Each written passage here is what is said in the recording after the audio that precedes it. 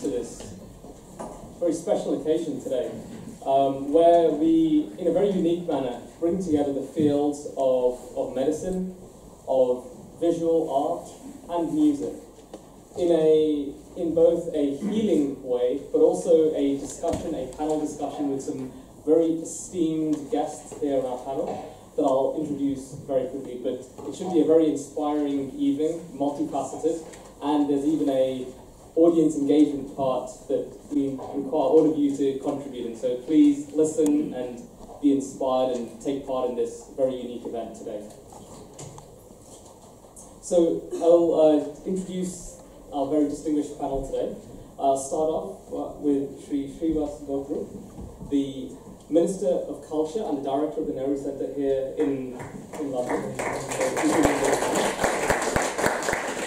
Prior to his posting here, he was Deputy Chief of Mission at the Indian Embassy in Vietnam. He's also served in multiple capacities in Indian missions in Beijing, San Francisco, and at the Ministry of External Affairs in New Delhi. He holds a mechanical engineering degree from the Indian Institute of Technology in Chennai, and he also speaks fluent Chinese. Again, Mr. Godru, thank you very much for hosting this and being part of our panel today. Next, Srimati Sukanya Shankar. Sukanya Aunty, I think I can call you that, that's okay. Sukanya Aunty is the wife of the late legendary Bharat Ratna Pandit Ravi Shankar, who is a household name not just to Indians but to music lovers around the world. And now, in her capacity as the director of the Ravi Shankar Foundation, she continues to preserve both Raviji's music, which is his gift to the world, but also, equally importantly, preserving the posterity of Indian classical music and ensuring that artists who practice that form are encouraged and they're continuing to flourish across the world. So Sukanya Aunty, thank you for your presence today, and thank you for your presence. Next, Dr. John Ma Padma Shri, who is he's an extremely unique person. I've had the privilege of knowing Dr. Ma since the day I was born. And in fact, our family's had the privilege of knowing Dr. Ma for many years, both as my father's guide when he came to do the PhD. But Dr. Ma is incredibly unique. His love for India started in the 1940s when he was part of the British Army and he was posted out to Southeast Asia. That's when he first got involved with India and Indian music. And since then, in his capacity as a member of staff at the School of Oriental African Studies, as a guest lecturer on multiple tours over India, as an Indologist, as a lover and both as a performer of Indian classical music, but also as a true authority on Indian classical music. It's probably safe to say that there's probably no one in the UK who knows as much about Indian classical music as Dr. John Ma. And he's been rightly recognised for his contribution to the study of India outside India when the Indian government awarded him the Padma Shri Award in 2009. It's very richly deserved. So, Dr. Ma, we're very glad to have you here today. Shri Vyaktaa Avyaktaa, thank you for joining us on the panel. And Vyaktaa Avyaktaa is very relevant to me as a person of Indian origin, being born and brought up in the UK. His label, Navaras Records, was responsible for bringing the sounds of Indian classical music with great Indian artists, both live recordings and studio recordings, making those accessible to Indians in the UK. And that is an incredible contribution to the growth of Indian classical music, its interest, its practice in the UK, and it's an incredible contribution. So, Vyaktaa Avyaktaa, thank you very much. And penultimate, Dr. Nanda Kumar, the Executive Director of the Bharatiya Vidya Bhavan, and my father. So, it feels very odd to say Dr. Nandaji or Nandaji, so I'll call him Appa. Appa is the director of the Bhavan, which is the home of Indian arts, the premier institute for Indian art and culture outside India. And in addition to being the director there, ensuring that Indian arts are made accessible to every single person who is interested in learning those arts, regardless of whether they're Indian, non-Indian, whatever their background may be, ensuring that they're continuously made accessible with the best teachers providing the best training here in the UK. And the proof of that is the huge line of artists that the Bhavan continues to produce through its student base. That ensures that Indians in the UK, not just Indians, but lovers of India and Indian music in the UK, continue to have a place where they can go and learn those classical art forms in the most authoritative and pure way possible. And that, again, is an incredible contribution to the culture of the UK. And he was awarded the he was the inaugural recipient of the Lifetime Achievement Award at the British Asian Arts Awards from Milat Fest, again presented here in the Nehru Centre last year. So, Dr. Nandakumar. And definitely last, but definitely not least, the inspiration behind today's event. I'd say the artist, the creative force, and the person behind the academic and medical research over everything that we are kind of being presented today, Dr. Ramya Mohan. So, Dr. Mohan, or I'll call her Ramya if you don't mind, is a senior consultant psychiatrist and medical educator with the National Health Service in the UK. She's been in that position since 2008. She's trained and qualified in both India and the UK at multiple world-renowned tertiary centres of excellence, with South London and Maudsley Great Ormond Street hospitals. She specialises in child and adolescent psychiatry with a special interest in neurodevelopment disorders, developmental neuropsychiatry, and psychopharmacology. I feel I've learned lots of very new words just in the space of those last 6. As I think it's rightful to say that she's very much a world authority on child psychiatry, and she has been presenting at numerous conferences globally.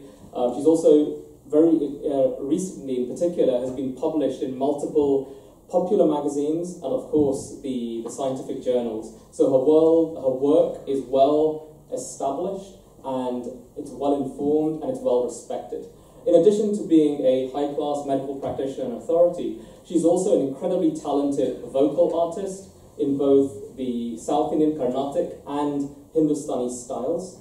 Of course, you've already just witnessed her visual art range in the paintings and drawings that we witnessed downstairs, and later we're going to be given glimpses of her foray into producing her own music album and music video, which both in terms of being an unleashing of her passion for music, are also very key to how she sees the role of music in psychiatric care. So, Dr. Ramya Mohan. So, ladies and gentlemen, as is traditional, I'd like to invite Dr. Ramya Mohan to chant an invocation, and while she's doing that, if the other panelists could light the symbolic lamps to mark the event open. Ramya?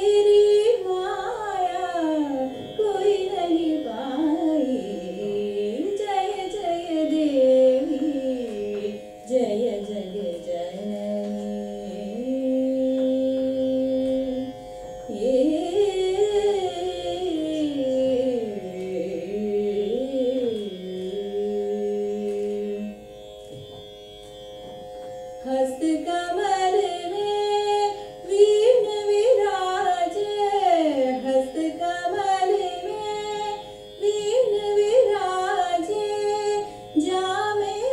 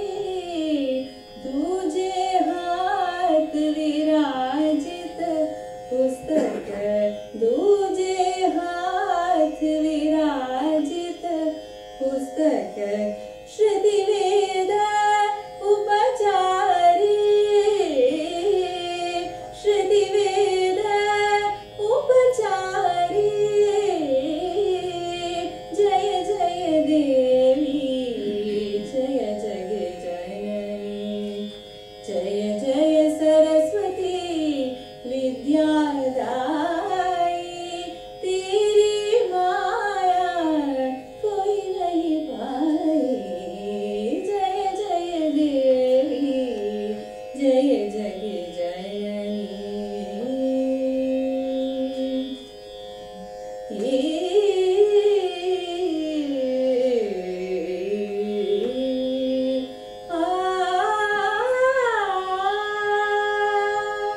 Thank you.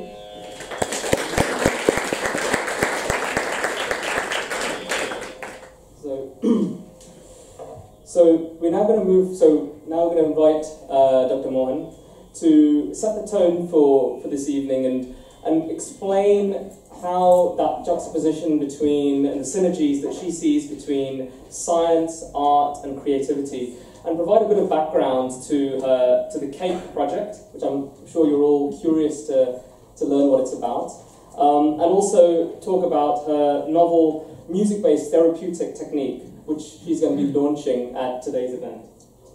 Ramya?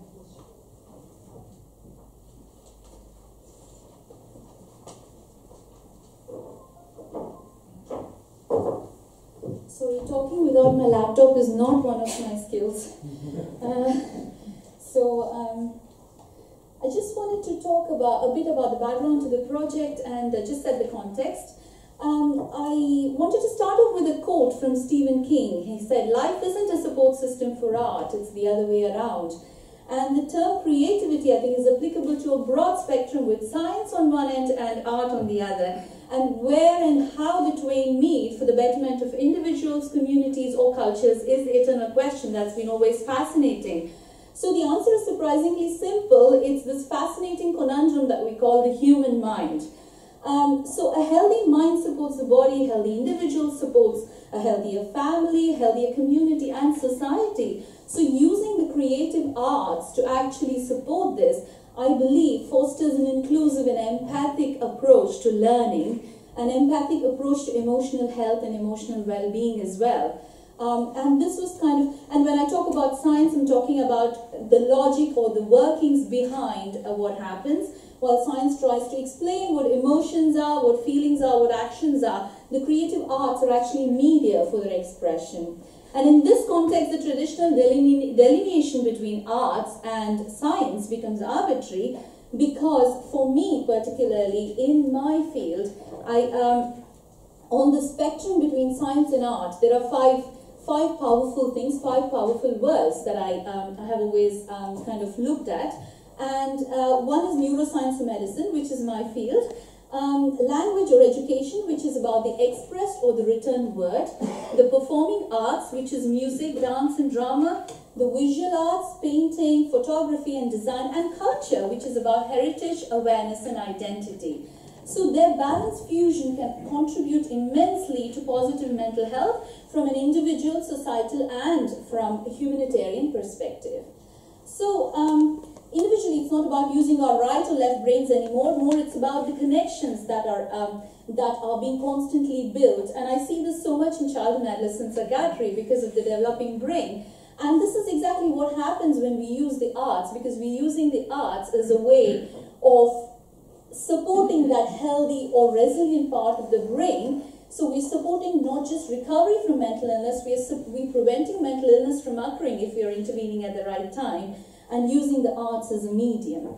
We do know creative arts have been shown to help developmental conditions like autism, brain involvement where there is learning disability or epilepsy, mental illnesses like anxiety or depression, emotional regulatory problems, self-harming, rehabilitative conditions like brain injury, physical health conditions like kidney or heart disease. And we need art to stimulate the healthy aspect of our brain. So from a healthcare perspective, there is no confusion about the fact that music and art in personal lives and environment promotes mental health and recovery from illness. Hospitals and healthcare environments are picking up on this as well. There are very dynamic audio-visual environments now that are being actually constructed. And when I was thinking about this, I thought actually I used to work in St. Thomas's, and the piano recital in the corridors of St. Thomas's actually gave me such a wonderful break from my daily day. Looking at a painting or even a child's scroll on the pediatric wards, on a wall mural, actually made me smile. So it's, art can touch our life in so many little ways. So it's something that became ingrained in me. So based on this, we undertook a literature review to look at the evidence for using music in well-evidenced therapeutic techniques to support emotional processing in adult, child, and adolescent populations. Navya, are you there somewhere? That's Navya. So she helped me out with that. She's a psychology trainee from Oxford. Neuroscientific studies actually suggested that a combination of globally applicable music and therapeutic techniques like mindfulness and guided imagery can actually be a very useful adjunct for emotional processing for milder forms of anxiety, depression, adjustment, and emotional regulatory conditions. So this was the basis for our novel self-guided music-based therapeutic technique called CAPE. We will shortly be screening a demonstration video of CAPE, a very short one. And the idea behind CAPE is that it's intended to support emotional well-being and promote recovery from illness.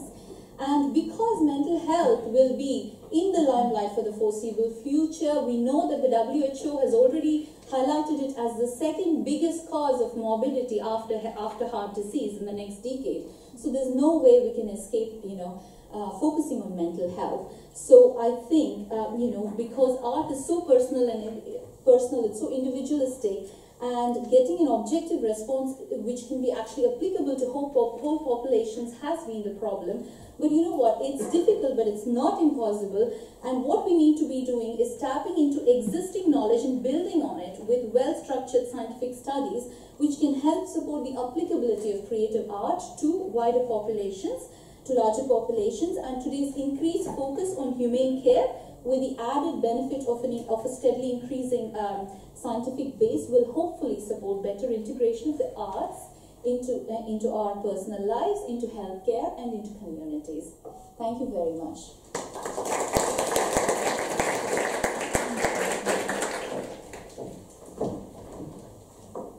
So could we have the lights dim slightly on stage, and we're going to show.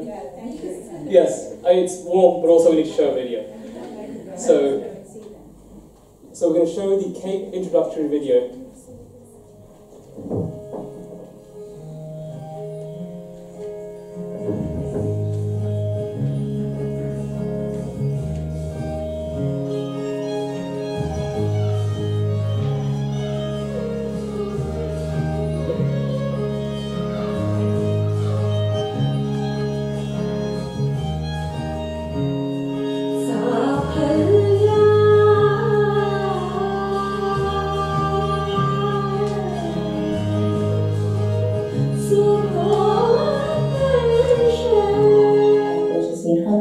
Sincere, and I hope it's reflected in the work.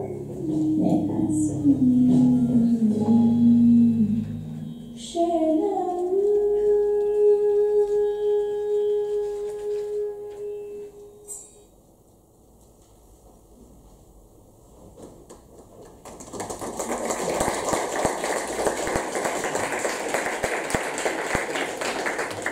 I noticed we've had a late addition.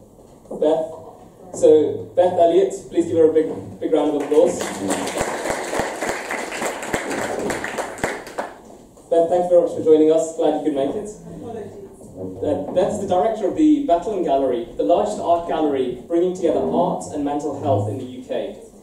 It's linked to the Maudsley and Bethlehem hospitals, tertiary centres for excellence for mental health in the world.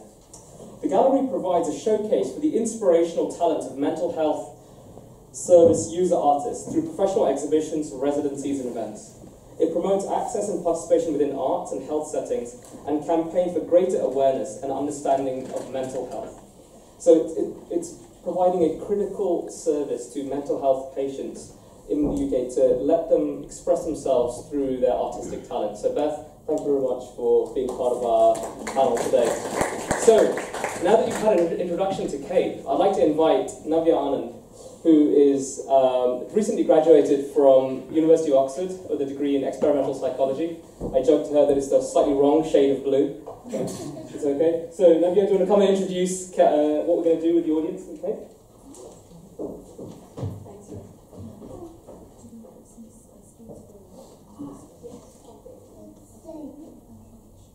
Hopefully most of you have had a piece of paper on your seat with some stickers attached to it. I'm sorry that not everyone at the back has them. I kind of slightly misjudged how many people would be so keen for this sort of thing, so I will get you some at the end if that's okay. But if you just listen to my explanation anyway, and you can still help us out with it. So we're going to be, I'll just explain what we're going to do. We're going to play you one of our pieces from the therapy, and I'll explain. So you'll have to fill out the little sheet afterwards. There's 4 stickers, one for each of the scales that we have. They're pretty self-explanatory, I think. So I'll get you yours. Yeah, so there's an intro and then there's the actual music piece. But before we play the intro, I would like everyone to close their eyes. We're going to do a little bit of imagination. So if you could all close your eyes and imagine a moment in time when you were exceedingly happy isn't quite the word, I guess, excited, over the moon, overjoyed, jubilant, just the most happy you've ever been in almost like an uncontrollable way. So if you could try and picture that moment and the emotions that you were feeling at that time. Hopefully, during the course of the piece, we'll be able to bring that sort of jubilation down to a sort of mellower state of happiness and more sustained joy. So that's what we're aiming for.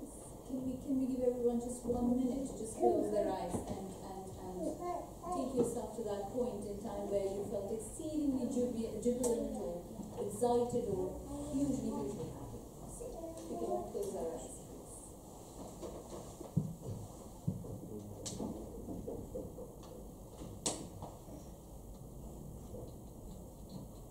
You've chosen Piece 8, which is a universal piece.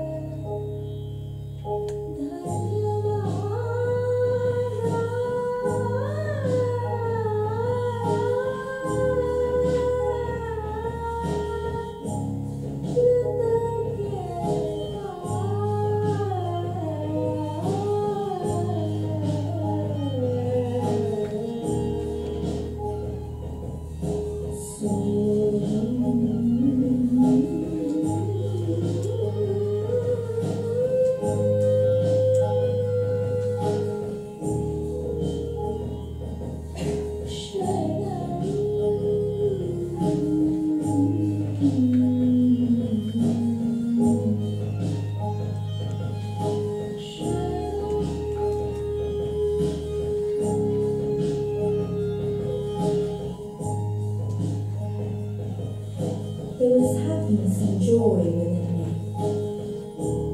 I'm filled with gratitude and thankfulness when I accept myself. And with every breath, I pull myself back and I stay in the moment, in this moment, here and now.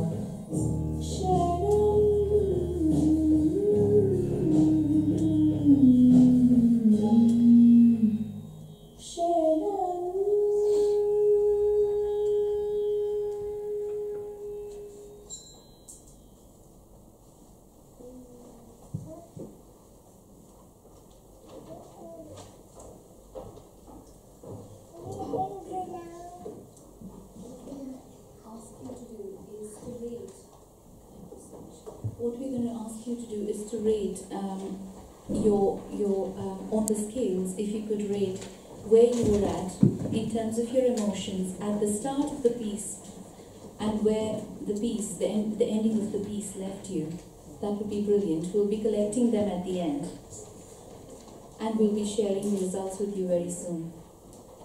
Thank you very much. So do you want to hold on to the mic? So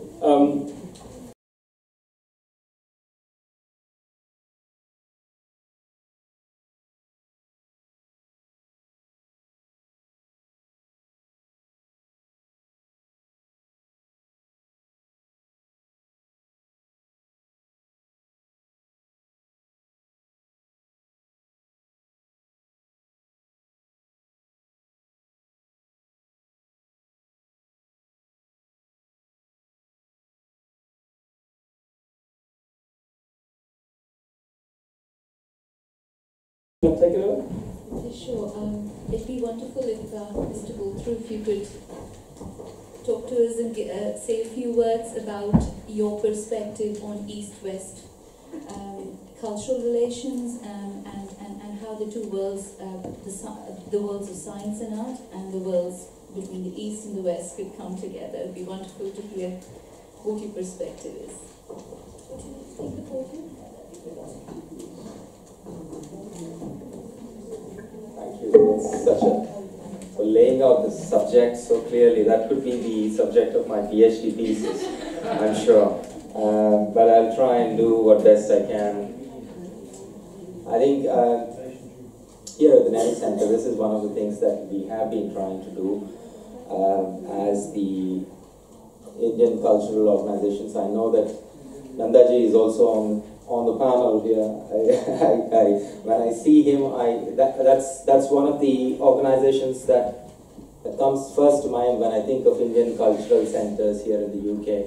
But certainly I think Nehru Center in its own way does look at how can we expose the best of Indian culture here to audiences here in the UK, and also try and bring a synthesis of the British Indian artists, the Indian artists who come from India to perform here, and also the British artists who are based out of here in the UK. This is something that's an ongoing story. There are successes that we have. Some of our efforts are not so successful, but this is something that is part of our charter, and we do keep trying. I think a few thoughts that I had about the presentation itself I would like to share.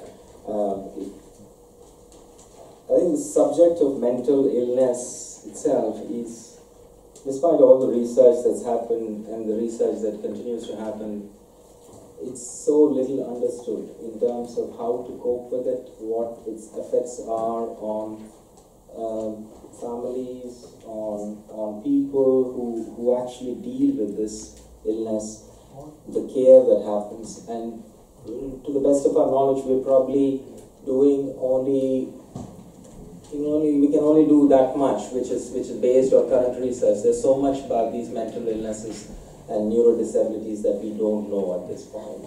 And therefore, I think it's both timely and also it's the counter argument of why music, for instance, or creative arts, or can help, and how it can help in bringing some sort of support system and therapeutic sort of effect on people who have these illnesses. I think my particular interest, my takeaway from that presentation was really this.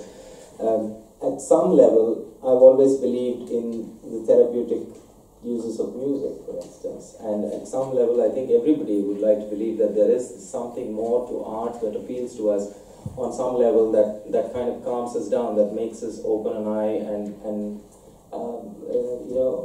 look at ourselves in a sort of a wider sort of ecosystem, and brings some sort of balance in our state of mind.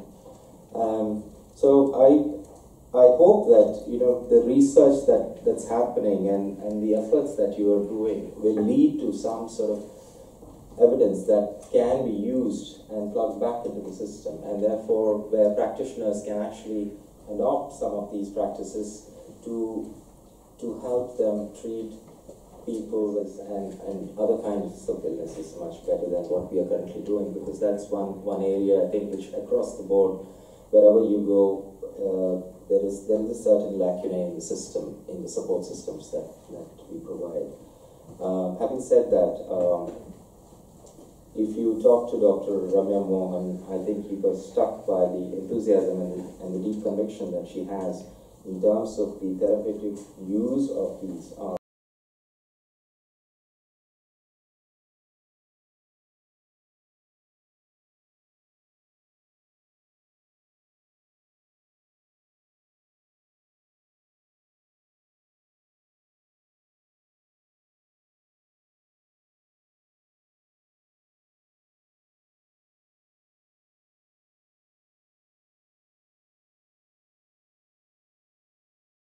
Also I never cease to be amazed about what Bhavan has been contributing to in its own way in terms of the research that you're doing and the support that they have been providing. Thank you very much, and I congratulate Nandaji again on these efforts. Those are my initial thoughts. If there's anything else that you would like me to say. That's really, no, thank you so much. Thank you so much, Mr. Gothru. Thank you for your...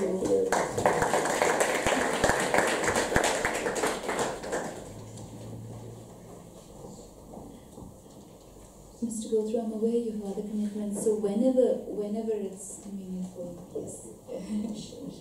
I would like to request Dr. Padmashri, Dr. John Maher, to please say a few words on, and I must say here that Dr. Maher has kindly provided the foreword for CAPE as well.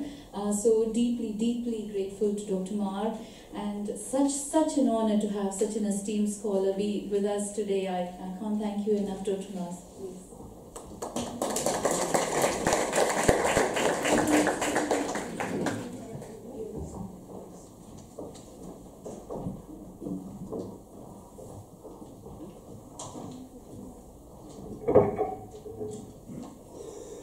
Friend, I had, through the kindness of Dr. Ramya, I had, of course, preview is not quite the right word, because, of course, it is an audio experience a week or two back.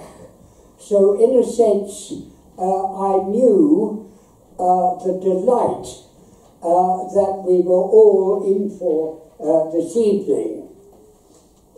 And so, in a sense, I would find this questionnaire very difficult to answer. I was looking at it, thinking, how on earth am I going to answer it without, as it were, cheating? Dr. Ramya has intuitively, in terms of her own tradition on the one hand, and the wider tradition of classical music in both India and the East and also in the West, has tapped into an extremely important function that music has always had. Now you'll notice that I did mention the West also, because I would not underrate the classical tradition of Western music in which I had the privilege of growing up from a very early age. So the music of Bach and Handel, and of the polyphonist Byrd and Palestrina and Tallis at school. That's going to be our next choral project, singing was in my genes, as it were, through my parents partly. And also from the age of 18, coming into contact, a bit that Raghu didn't mention, of course, is the fact that had it not been for the Indian Army, I would never have gone to South India in the first place. And so I owe the Army a debt from 1946 onwards of coming into contact in Bangalore with Carnatic music. And Carnatic music has also this steeped in sense of the connectivity of the mind and the senses. Now, this was well documented long ago by Bharata in the Natya Shastra, and the connection between emotion on the one hand as projected by the actor. Of course, remember, this is primarily a treatise on drama, but it's much more than that, and reading, as it were, between the lines. But we'll be careful here, because I'm in the presence of an eminent Sanskritist, Dr. Nanda Kumara. But the connection between bhava on the one hand and rasa on the other. The only emission of Bharata, rather odd, was the one which came over me time and again when listening to the music just now, and that is the one that was added later, namely Shanti. Shanti was not there in the original list. And Bharata showed that while the actor or dancer or writer, for that matter, projected, let's take sorrow, grief, shortcut, what the audience felt was compassion, karuna. In other words, establishing the link between what one feels inside, what one projects to someone else, and their reaction to that. So that music taps into this particular theorem very neatly. And indeed, as I've found over many years, it's impossible to teach or be involved with any branch of learning and culture and tradition in India without, and I'm sorry I've used this word already, connectivity. They are all, as it were, what is it, some blue diamond has been sold recently, and looking at the pictures of it, you look into this tradition from all angles. It is one tradition, one stone, having many facets. You cannot look at, listen to, or experience any of our art forms in India without being deeply aware of the underlying theorem. And Dr. Ramya, in her work, demonstrates this admirably. Thank you. Thank you so much.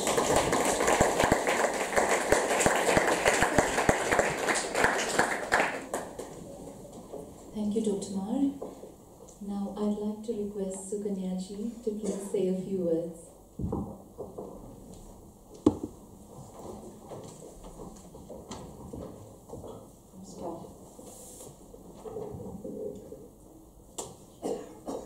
The best way I can say anything is to relate my daily life, my life with Raviji. Music was part of us all the time, breathing in and breathing out. With him, wherever he was, he saw music, he heard rhythm. When he was in the car, when my car started, he would find something musical in it. The telephone rings, he would find the rhythm in it. Walking, there was rhythm. Breathing, there's rhythm.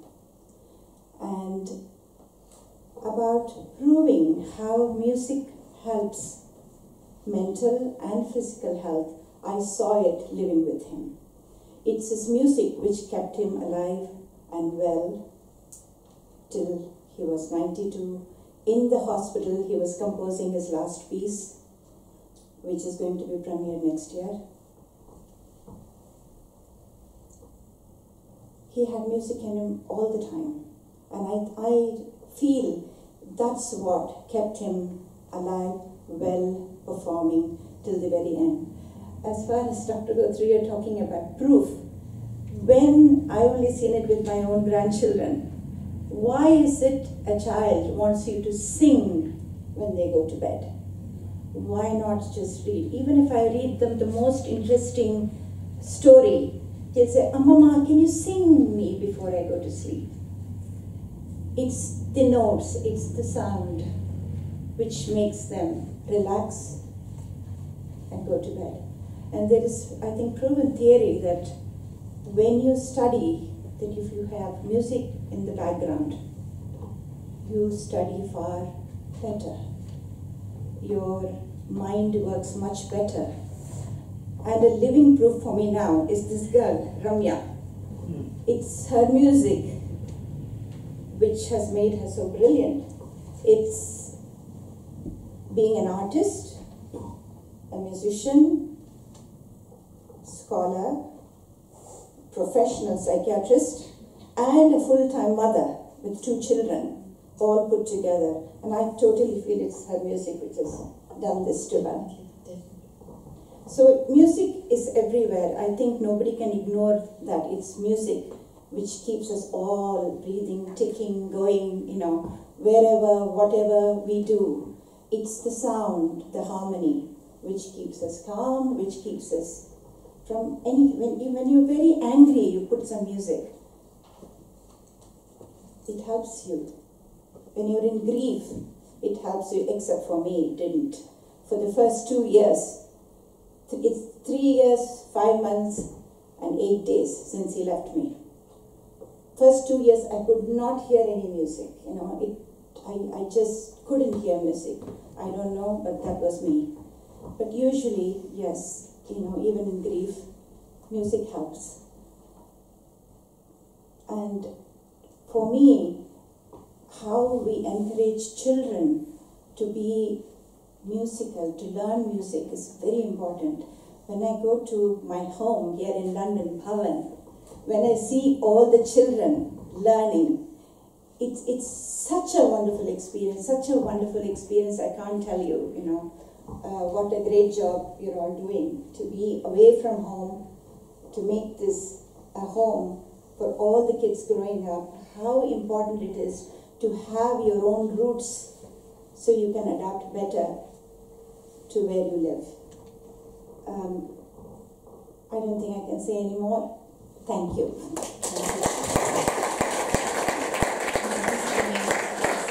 That was so poignant and touching.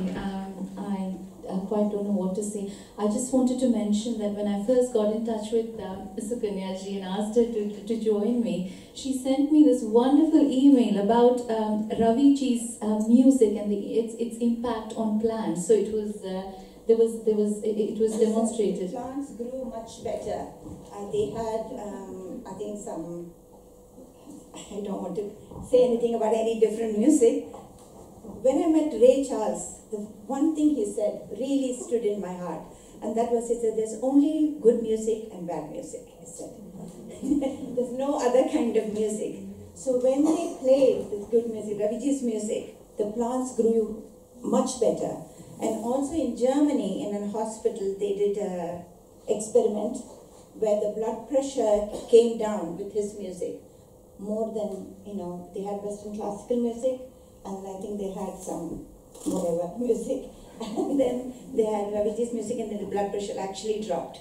And this research is documented. And when his blood pressure is high, I would say, why don't you put your own music on?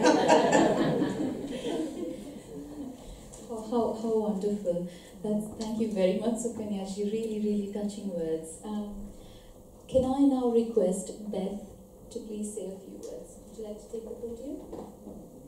Well, you're the expert on art and mental health and how the two come together. I must say, I must also mention, Beth, you're the vice chair of the London Arts Forum, and you're also the chair of the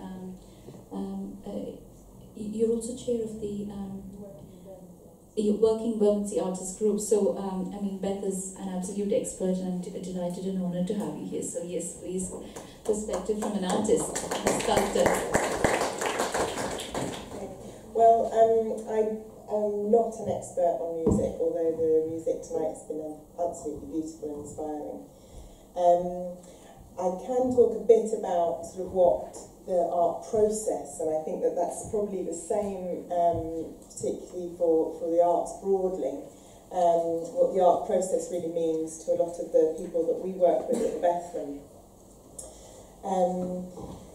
One thing that we try not to do within the arts is to sort of impose any, boundaries or prescriptive sort of boundaries, and that's a real counterbalance to quite restrictive and difficult environments that psychiatric hospitals can be.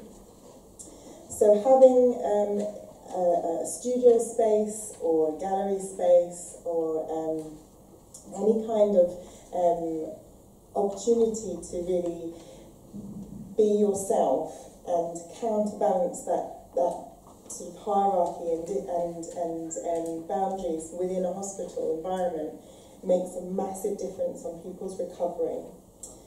So the studio spaces at the Bethlehem Royal Hospital are for patients right across the hospital site, for them to access whilst they're there.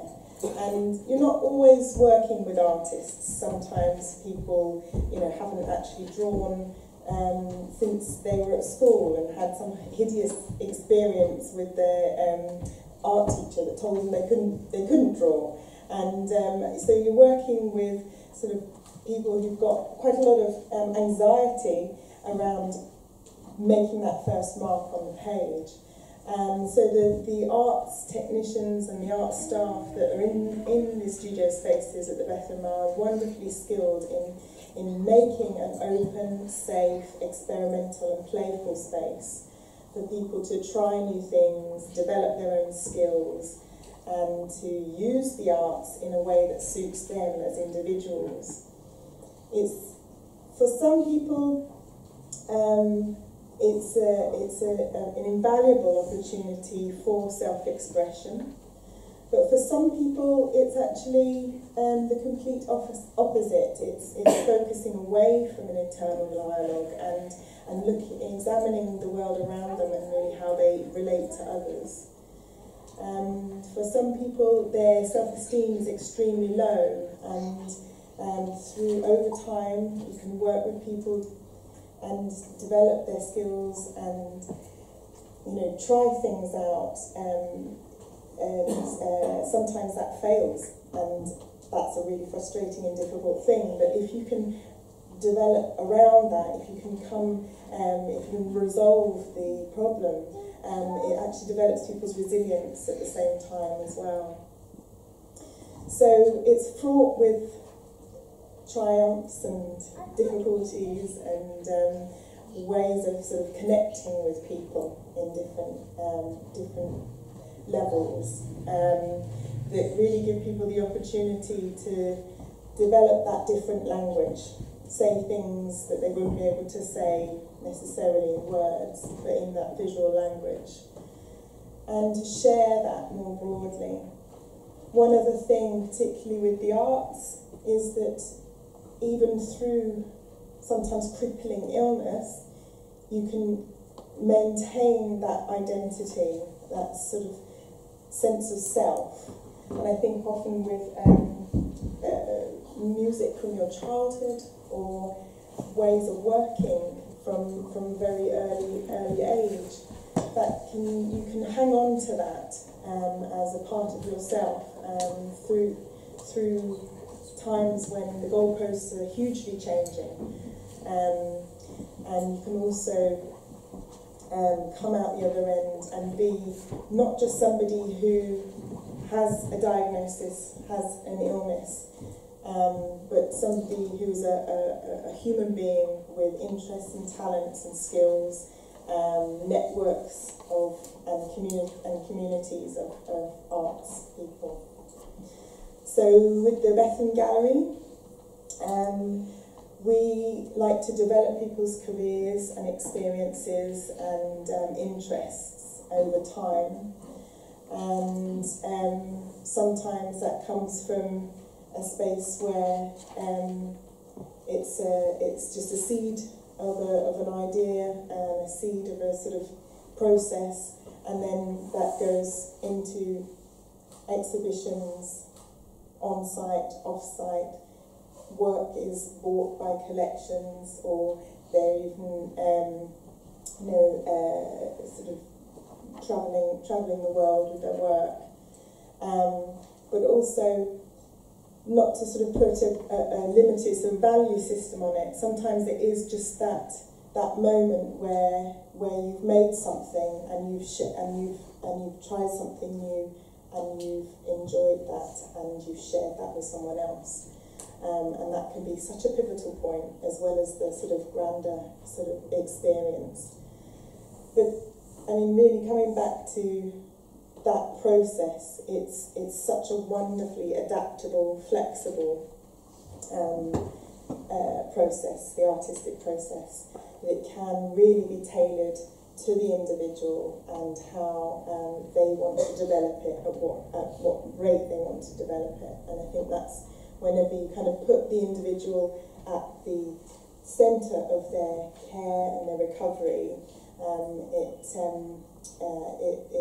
it counterbalances some of those restrictions and gives people much more agency within their own lives, and helps in their long-term recovery and longer-term well-being.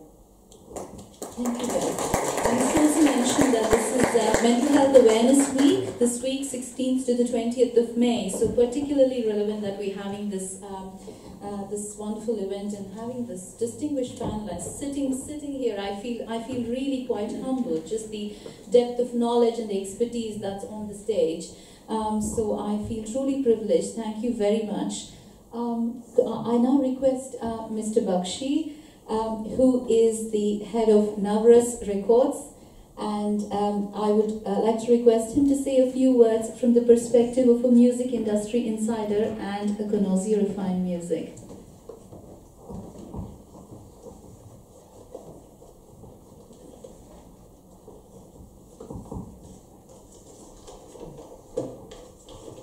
Well, good evening, friends. I will right at the outset admit that I really speak to you more as an aficionado of music compared to the rather scholarly panel that we have in front of us. Especially, Ramya, you have packed incredible amount of skills and interest in one life, and it's quite remarkable that one individual could achieve and be so good in every aspect of it. Thank you so much. So I'm going to try to speak about music and its impact in our lives, in our mind. Something that you feel, that you're moved by.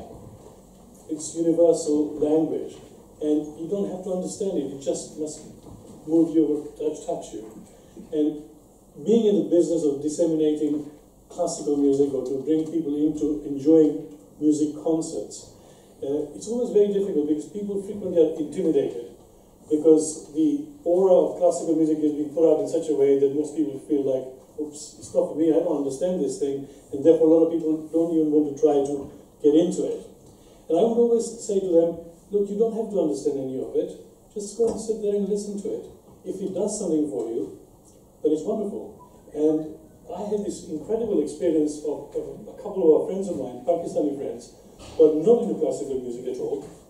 And one day, they called me up. They lived in Abu Dhabi. They said, you know what? We've been listening to some recording of Kishori Omonkar, and we are completely bowled over by this music. And it just does amazing things to us. And here, I was completely staggered, because Kishori Dai is as deep music and classical as it comes. And yet here is somebody completely new to it, was so moved by it. So I think music cannot be anything other than accessible to human mind.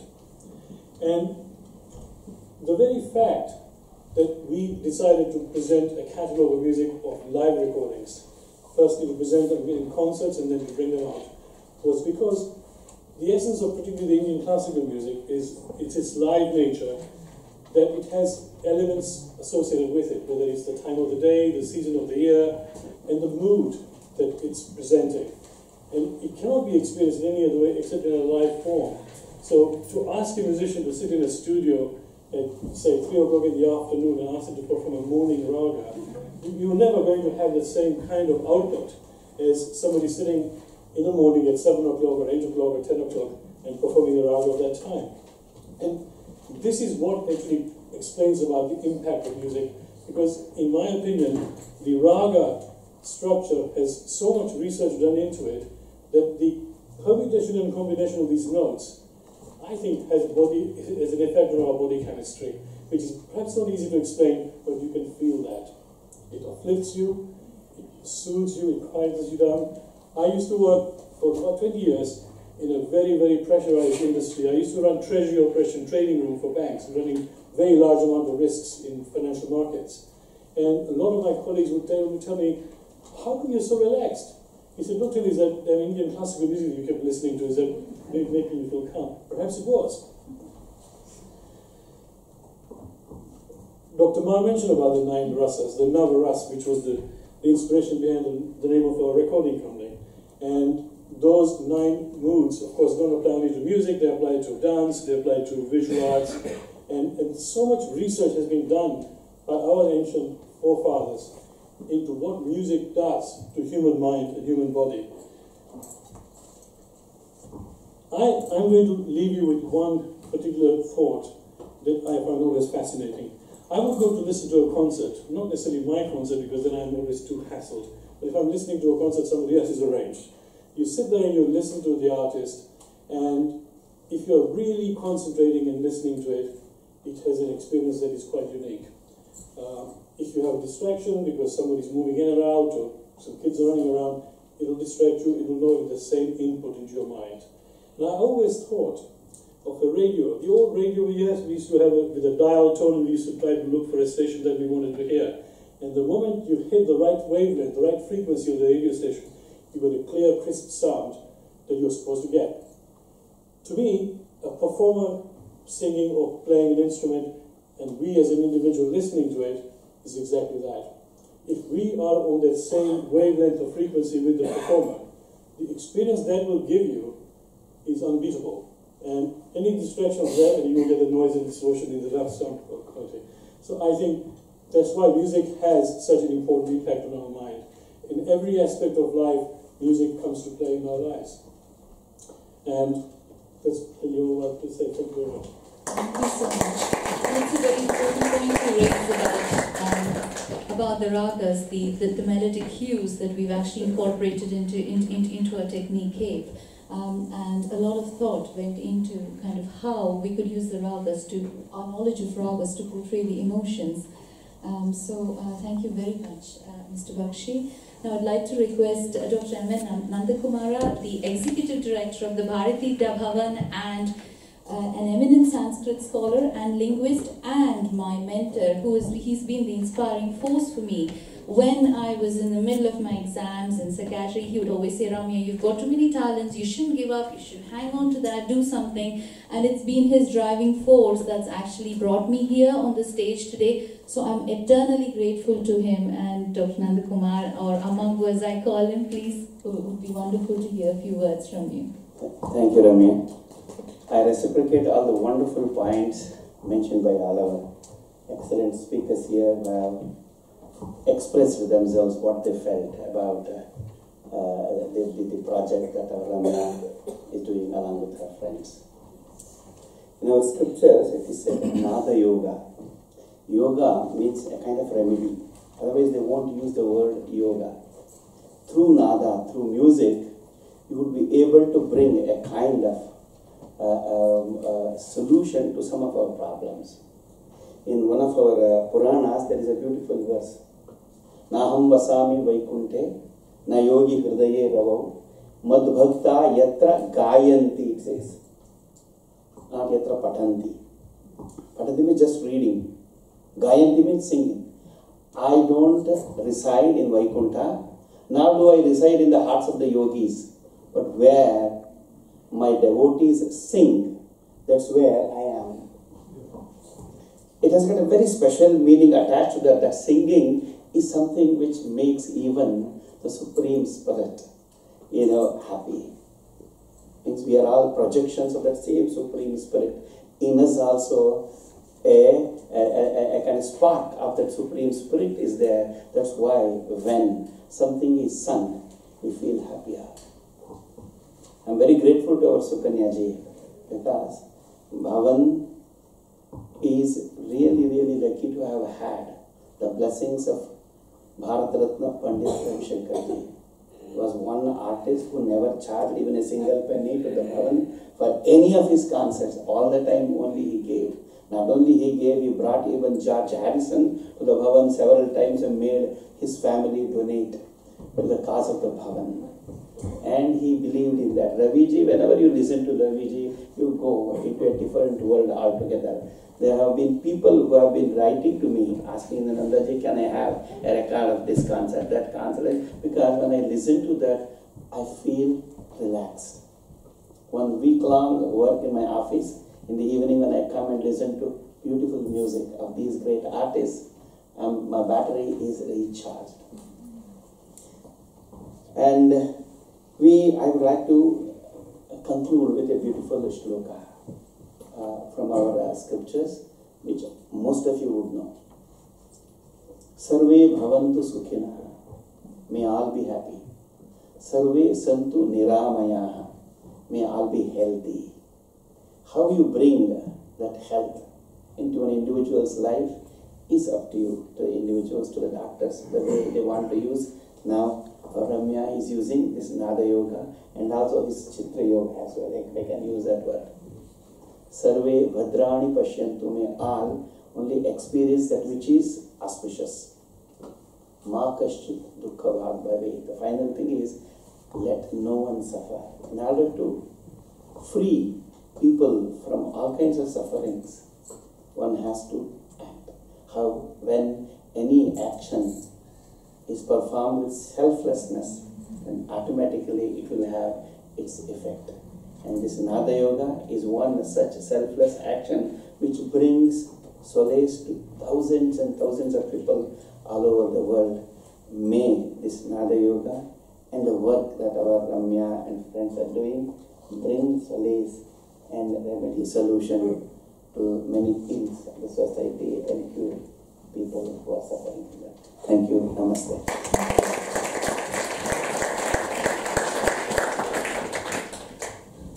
Thankfully,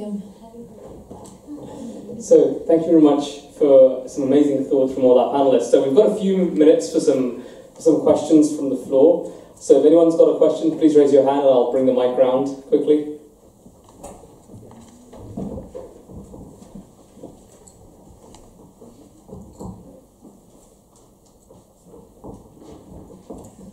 Thank you all for wonderful presentations. It's been a wonderful evening. My question concerns Rabindranath Tagore, who of course was a great composer, great singer, an amazing artist. 2,500 songs, about 2,000 paintings. And I wonder, have any of you got any comments? I'm researching for a book on the great Rabindranath Tagore, and I wonder if any of you have any comments on his work in the context of what we've been speaking about tonight.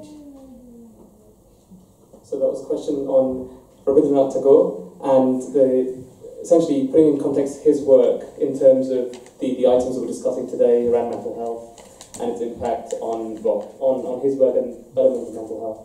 Would anyone like to take that? Answer that?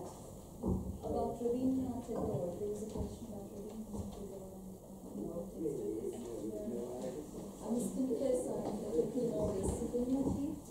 I'm going to be married to a Bengali. I mean, just my own experience with his music is it's like a river flowing through me. I find it so healing, so uplifting, and I just think it would be wonderful for there to be research, like many pieces of research, on the effect that his music has, because as I was saying, my own experience is like a river flowing through me, this complete feeling of oneness and peace. So I think that's something to add to your research list, works of Rabindranath Tagore. And the most amazing thing about Rabindra Sangeet is that everyone who sings it exactly the same way. That's the way they're trained. So when they're singing it together, it's as if it's one voice singing. It's that kind of a sing harmony, and that's absolutely amazing because there is the resounding nature of more than one voice, but there's also there's unification. It feels like it's one voice. And that's what struck me about him. I don't know very much about Rabindra Sangeet apart from what I've heard, but that is what struck me about him. Just the simplicity and the beauty and the oneness is what I think stayed with me when I. Yeah. Thank you. Thank you very much. Any other questions? Is there a hand creeping up there? Good. You can stretch your hands, you won't be penalized for it. Thanks so much. Hi, Pamela, thanks, that was a lovely evening. I was just wondering, where might we see Kate in, say, hospitals or, local GP centres, or if it is self-guided, where people might be able to access it themselves? I hope so. I certainly hope so. That's certainly the idea. That Kate has as wide a reach as possible. I mean, it's going to be made available to the public. as if we're putting this to work here on the spot. But no, certainly, the hope is that there will be a recognition of its usefulness, and that will be the next step, because we know the science behind what the technique, the way we've set up the technique. So that has a certain science and structure to it. The next step is now about validating its usefulness with scientific studies, and that will be the next step of the process. So hopefully, in the very near future. Thank you. Thank you very much. First of all, thanks a lot. It's a very enlightening experience. My one suggestion is I find that a lot of people feel very peaceful listening to qawwalis, and it's been going on for, as you know, centuries. So that could be something you can look into that, because there are so many people in the world, especially countries like Pakistan, they are not familiar with classical music, as Mr. Bakshi said earlier on. So if you bring something like qawwali, that could be very enlightening. Yes, yes. Qawwali, folk music. Yes, I mean, there's so Sufis much and beauty, and sure. Sufi music. Sure. Yes, there's so much beauty in the music around us, and the possibilities are limitless. That's the problem. Yes, yes. But hopefully we've made a sincere start, and I hope it's a start that's likely to go to I'm sure. Good luck. Thank you very much. Devotional music as a genre. Yes. So this music is very soothing track. And very often actually the musical teacher of culture emanates from this culture. I think we've got time for one final question. Is there anyone else from the audience who'd like to ask? We've got one here at the front.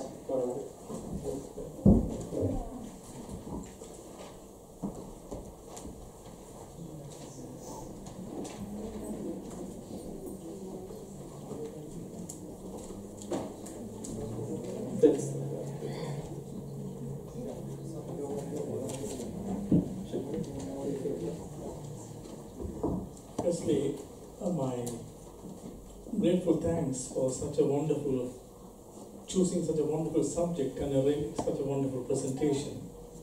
I'm a practicing psychiatrist, so my might be slightly slanted towards our mutual professions. Increasingly, the diagnosis of autistic spectrum disorders is now quite, we don't know whether it is what the reasons are, but have you any particular views of what the use of, because there is that discrepancy between thought processes and emotions, and whether this kind of presentation is going to bring out the emotional aspects of the condition. Thank you very much. I'd say with quite a few of my child psychiatric colleagues sitting in the audience. There's Aaron, there's Jan. Please do add to this if there's anything you feel I've missed out. But yes, you're right. In terms of the neurobiological processes within autism, it is a different ballgame because it can work both ways, because you autistic children who they're so hugely talented and they're so musically inclined, and then you have the autistic children who really struggle to access it because of a certain degree of rigidity in terms of thoughts and processes, which might make it hard for them to adapt to a different style of music that they're not used to. So there are huge challenges there. It's a very specialized field, and certainly where we are at with CAPE, the idea is to have it for as broad a population as possible, a general population, with the idea, obviously I'm a child and adolescent psychiatrist, so I'm very, very keen on focusing more on this population as we go along. Hopefully the knowledge we learn, what we gain from this, hopefully will help us try and focus more on specific conditions like autism, or specific populations like child and adolescent, or geriatric, or working age adults. So work in progress. Thank you. Thank you very much. I think one final short question, if anyone has one, before we move on. No takers? Well, thank you very much for the wonderful questions from the audience, and thank you, a big hand to the panel for some amazing input. So now you've heard a sample, well, one track from the Cape CD, and we'd now like to ask Padma Shri Dr. John Ma and Srimati Sukanya Shankar to officially inaugurate the Cape CDs.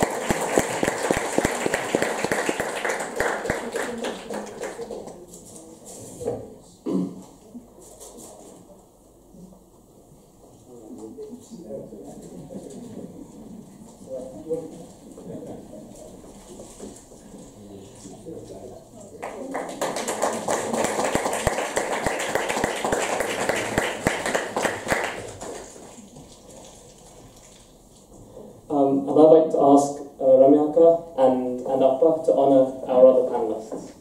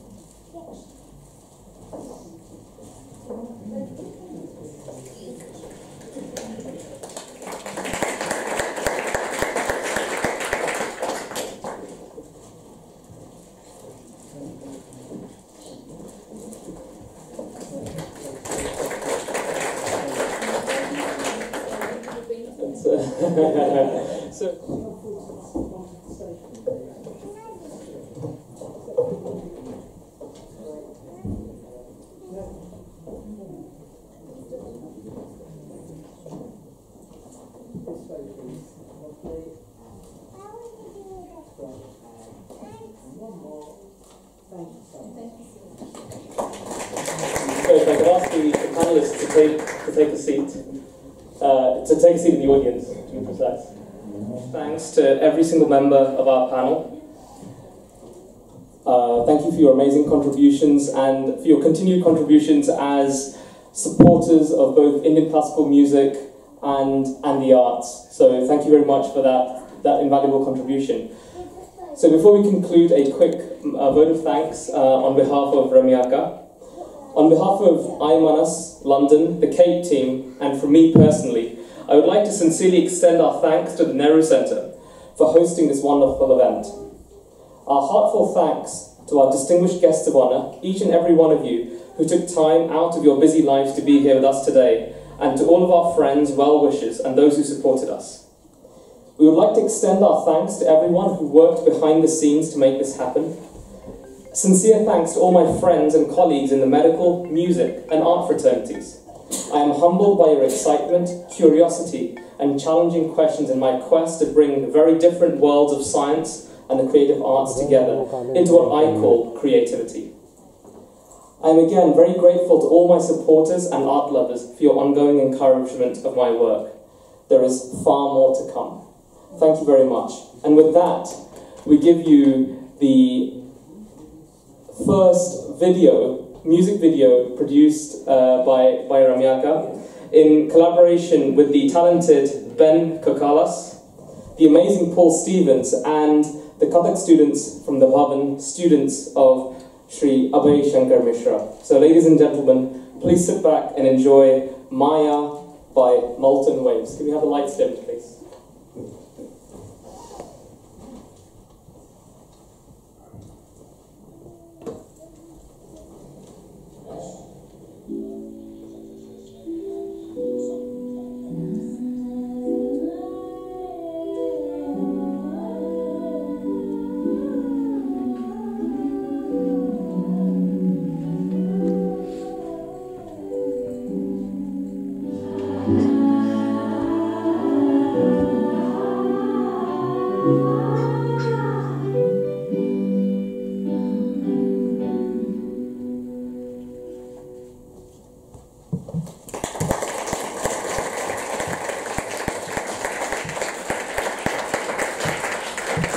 So, before we say goodnight for the evening, I think it's only right that we give a massive hand to the person behind today's event, the consultant psychiatrist, academic, researcher, writer, singer, songwriter, artist, amazing cook. I know this, and I enjoy food, right? Extremely talented, and Dr. Ramya Mohan. So, ladies and gentlemen, thank you for being a fantastic audience, and of course her dear husband and my brother, Dr. Mohan. Major thanks to Raghu for comparing so amazingly. Thank you so much. I'm presenting I own this night, so I'll return everything for coming. But ladies and gentlemen, thank you very much. Thank you for participating, because it has been an interactive experience. If you haven't already given in your filled-in sheets, please do. Navya is going to be by the door. If you didn't have a sheet, she's got lots of spare ones, so grab one off her and fill them in. And I'm sure the inputs you provide are going to be valuable to the research that Ramyaka and Navya are all conducting. So, ladies and gentlemen, thank you again. Good night. Namaste.